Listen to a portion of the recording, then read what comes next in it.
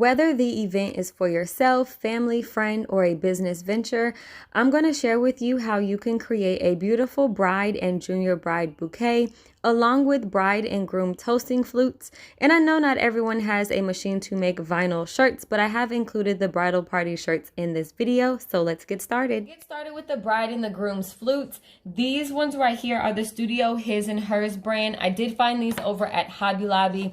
Although they say $25, of course, I never pay full price for anything, so I picked these up on a 50% off sale. So that actually worked out really good because, you know, I tried the dollar store first, and their so-called flutes are about half the length of these ones, and they're fatter. So it to me honestly isn't a flute. Like, these are supposed to be nice, tall, thin toasting glasses for the bride and the groom.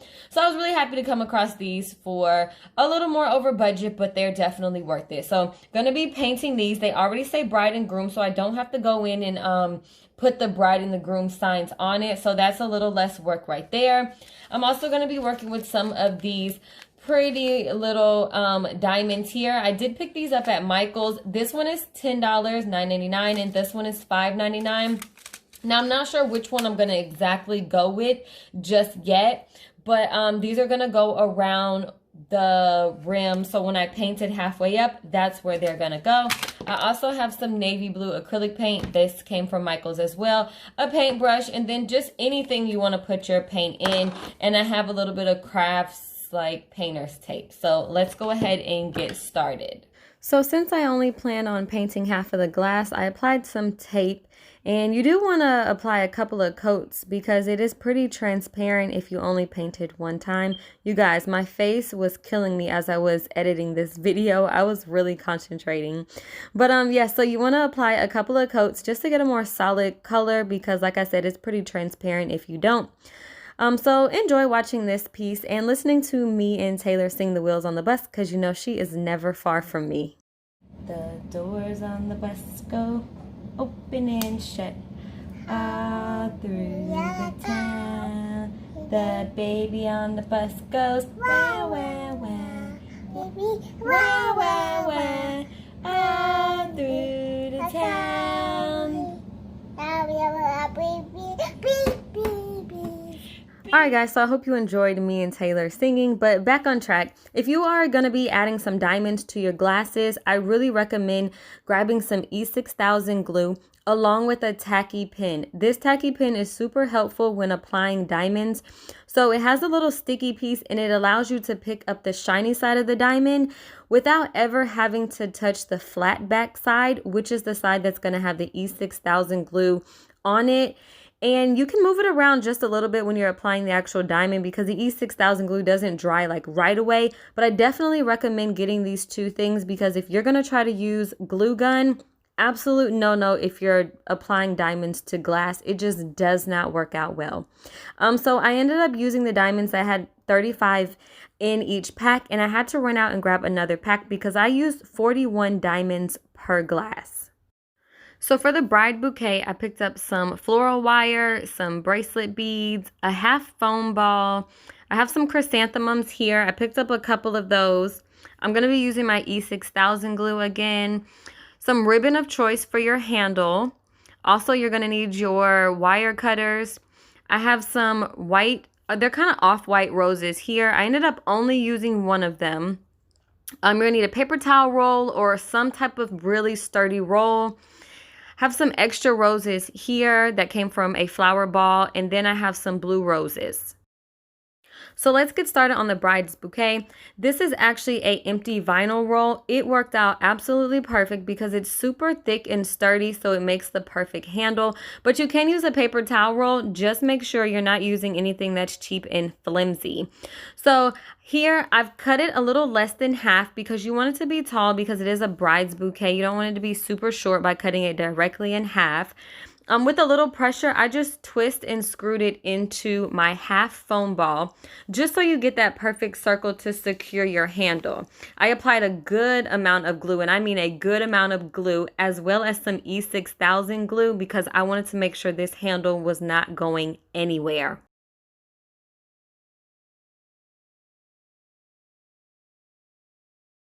So at this point, I gave my handle just a few minutes to dry to make sure it was really secure in that foam ball.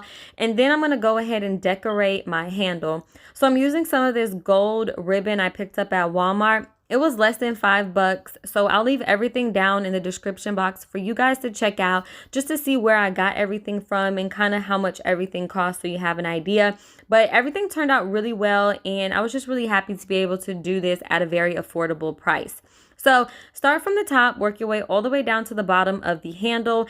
And then I actually clipped off about 1.5 or 2 inches of the ribbon to cover the bottom of the bouquet. Because that little hole, you want to make it look nice and neat and not just leave it open.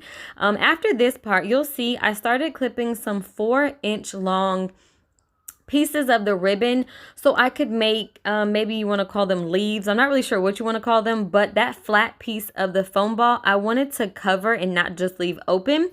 So I cut a handful of those, but I wasn't sure I was going to have enough ribbon, so I didn't work my ribbon back up my handle until the very last end. Thankfully, in the end, I had enough ribbon to wrap it all the way back up and cut a bunch of 4-inch leaves for the bottom, which look like this. It looks more neat. I would suggest doing this part first and then wrapping your handle, but I was working with just one roll left after doing the junior bride's bouquet. All right, guys, so here's the fun part. We're going to start putting our flowers into our foam ball, and you're really going to see this bride's bouquet come together so well.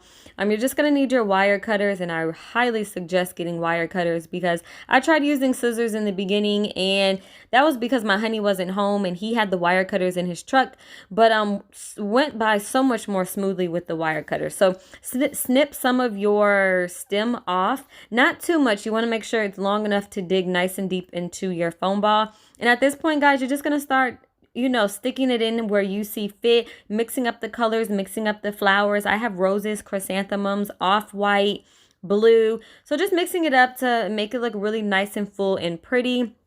So if you guys are not subscribed to my channel and you just found my video based off looking up some wedding stuff, I definitely highly suggest you guys take a peek at my playlist. I post weekly videos from couponing, do-it-yourself videos, family vlogs, and I would love to have you guys as a part of my YouTube fam, so definitely hit that subscribe button. So you're going to just keep continuing to clip your flowers and sticking them all throughout your foam ball to really make this bouquet nice and full. So here's a quick clip of me working on the junior bride's bouquet. And because when I first went shopping, I could not find the color roses I was looking for that day, I picked up this rose ball, and they do not come with stems. So this is why I had to pick up some floral wire. So if you come across this issue, no biggie. My solution was folding the floral wire in half, and then taking a little bit of my hot glue and sticking it on the tip of the floral wire and sticking it into the hole that's up under the actual rose. And in the end, I got a good amount of roses that actually had stems, and it works out really well. Thankfully, later on, I was able to find roses with stems that were the color I was looking for, but initially, this is all I could find. So I started off with just making the smaller junior bride's bouquet, and in the end, it all worked out well. But this is just another option if you're come across this issue where you don't have long enough stems or you don't have stems at all.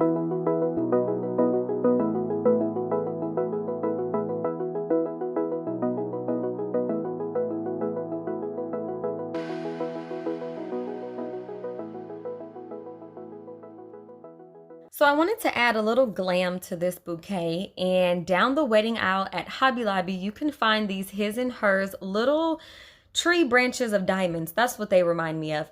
But they come with 3 of them, and on each 3, there's 3 diamonds. So I picked up 2 of them. So I put 6 of these within the flowers, and they're almost like little bread twisty ties, like the little ties at the end of the bread. And you just kind of secure them around the flowers, and it gives this perfect little shimmery, elegant look to the bouquet. And then I wanted to decorate the handle just a little more. So over at Michael's, I actually found some of these little beads on a bracelet. But instead of using it as a bracelet, of course, I just cut the bracelet, didn't use the beads, but I used these little circle diamonds right here. There's 4 on each bracelet. I picked up 2 bracelets, and I just cut the bracelet, and used some hot glue to secure this to the front of the bouquet handle to give it a nice little elegant look. And it came out looking amazing because I noticed some people use brooches in their, I think that's how you say it, guys, brooch, in their bouquets, but they're a little more on the pricier side. So the few that I did have left, along with the diamonds I had left from the toasting glasses, I just applied some of them with some E6000 glue throughout the actual bouquet, and it gave the perfect shimmer and elegant look to these bouquets. Everything turned out absolutely amazing, even the junior bride's bouquets and the toasting glasses. So I have included a bonus project in this video, and that's mainly because I know not everyone has a vinyl cutting machine. I have a Cricut. If you guys didn't know, I'll leave that video down below, the unboxing of my Cricut, and just some things to note if you do want to pick up a Cricut. It's one of the best investments I've actually made. So I was able to create the bride squad and the bride's party shirts for the bachelorette party. I did 5 in navy blue that said Bride Squad, and then I did the bride shirt in white using some blue foil vinyl, which came out really pretty, by the way. As you guys can see, there's Taylor attacking me with her sword because you guys know that kid is never far. But so this is me creating the shirts. I picked up some men's shirts over at Walmart, $3.88, super cheap, super affordable. I picked up some 2X extra large and some mediums.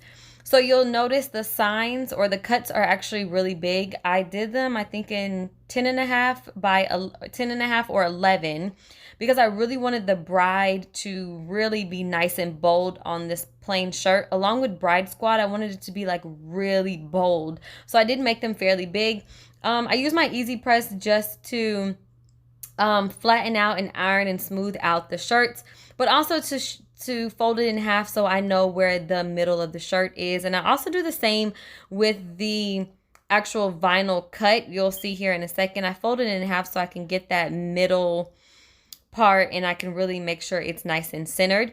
And basically, I just do that throughout all the shirts. I left the tags on the shirts as well because I thought it would be a really neat idea to write all the bridal crew's names on each of the tags. So once I ship them, when the box is open, everyone will see their name on the tag and they'll know whose shirt is whose. So, but getting a Cricut machine is definitely something to consider. It's an investment, but it is one of those investments that I am really happy that I was able to get because I actually love my Cricut machine. I'm able to create so many different things. I'm a very crafty person. I love doing things myself. So really happy to get my Cricut machine.